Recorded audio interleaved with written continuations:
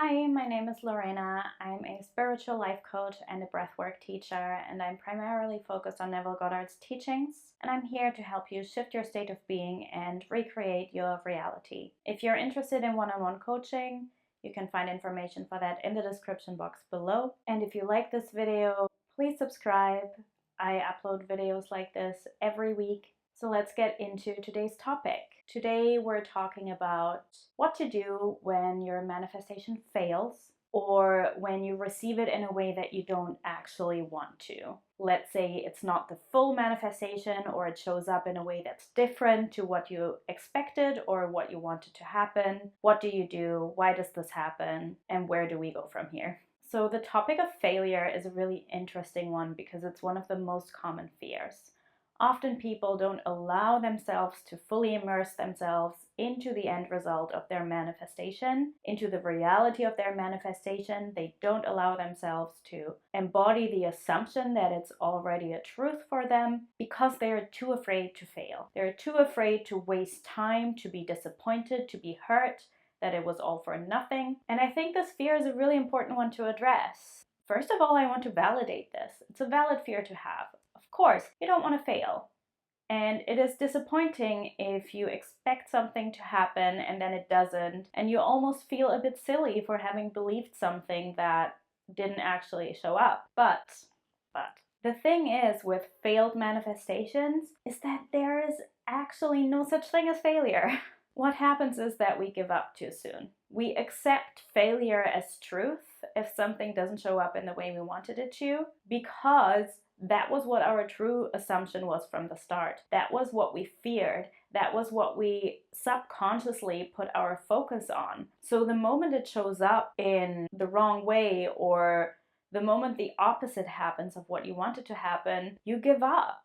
But this is not the time to give up. It is a time to learn from this experience, to learn from your own inner reaction and see what the true state of being is that you're really in. Because if you accept failure as the truth, if you want to manifest something and the opposite shows up and you immediately accept that, you can be pretty certain that you haven't been living from the end result this whole time. You haven't assumed that your manifestation would unfold this entire time. You were assuming to fail. You were assuming for it not to show up. This is your opportunity to persist. It's your opportunity to shift your perception and to look at your inner beliefs, to look at what you make this circumstance mean, and to see if you can give it a different meaning. To see if you can still remain solid in your end result, and just see it as a stepping stone along the way. See it as the bridge of incidents. See it as part of the journey that the perceived failure is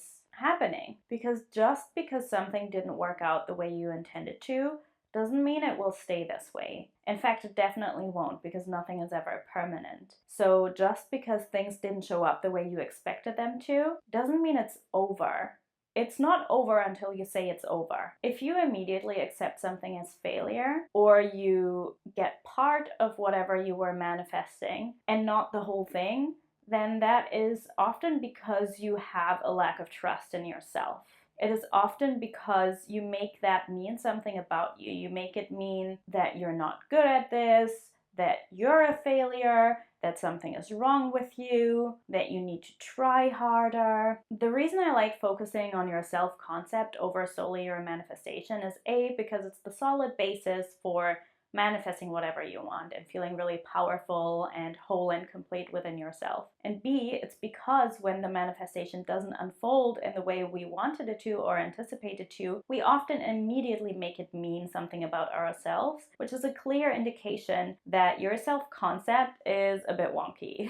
That you are putting more power into the external circumstances and into your manifestation than you are putting in yourself. Like I said in my last video, you cannot fail. If it's a true desire of yours, it will show up over and over again, regardless how often you mess up, regardless how often you delay the manifestation. You cannot fail. When your manifestation shows up in a way that you don't want it to, there's 3 things that I like to do. One of them I already mentioned. see it as a learning opportunity. See it as an opportunity to learn about yourself, to learn about your self-concept, to learn about where you're at the moment, to learn about your true beliefs, and to learn about whether you're truly living in the end or not. If you accept failure as truth, if that's your immediate reaction, you're not. Number two, take it as an opportunity to persist. Take it as an opportunity to trust even more in the bridge of incidents. Instead of questioning your abilities and questioning whether you're doing it right or wrong, try to shift your perception a little bit. Notice when you are victimizing yourself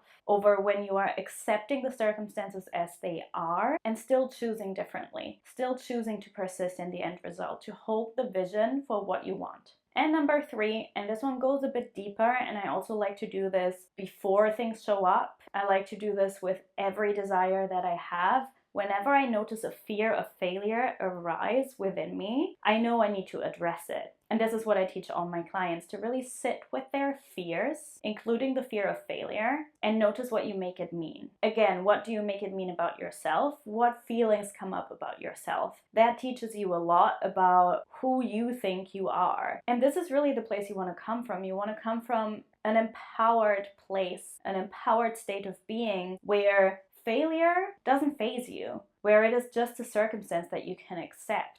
Because let's face it, life doesn't stop. Just because you are able to consciously manifest doesn't mean that nothing negative will ever happen again. It will. But the magic really lies in being able to perceive it differently and choosing to persist in your ideal outcome nonetheless. So address the fear of failure. Ask yourself what you make it mean about yourself, and also face the worst case scenario. I know this is a scary thing to do. I know most people will tell you not to do it, not to focus on that. But I find it a really, really powerful approach to really integrate those emotions, integrate those fears so they don't have power over you anymore. When I say face the worst case scenario, I don't mean dwell in it. I don't mean stay in it the whole time. What I mean is really process it, really dive deep. What would it mean to me if this happened? What would it mean to me if the worst case scenario took place? How would I deal with that? And how would I deal with it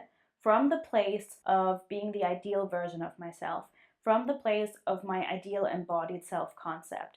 Because if I can deal with that from a place of power, from a place of trust, then I'm suddenly not afraid. Then that's a really powerful place to be. Often what happens for me, and again, it's the same for my clients, when you sit with the worst case scenario and you accept it, you fully surrender to it, you are okay with that outcome too. You don't want it, you're not focusing on it, you're not holding the vision for it, but you would accept it if that occurred. You notice at the end of it that you would be okay if it happened this way, although it is something that you don't want, although it is something that may hurt you. And once you realize that you would be able to face it, you're suddenly surrendered and you can suddenly hold the vision for what you want alone without that fear lingering in the background like a massive cloud over your head. And that alone makes you much less likely to fail. So learn to trust in yourself.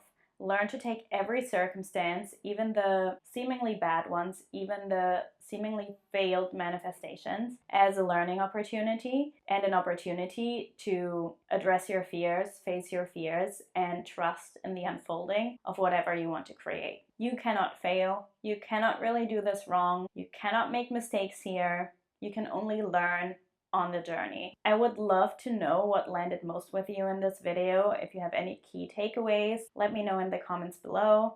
Please subscribe to my channel if you liked this video. And next week, we're talking about how to deal with the feeling of lack, how to deal with it if you really, really want something and can't fully embody the state of the wish fulfilled, and how to shift from the state of wanting and lack to a state of abundance. I love you, and I'll see you next week.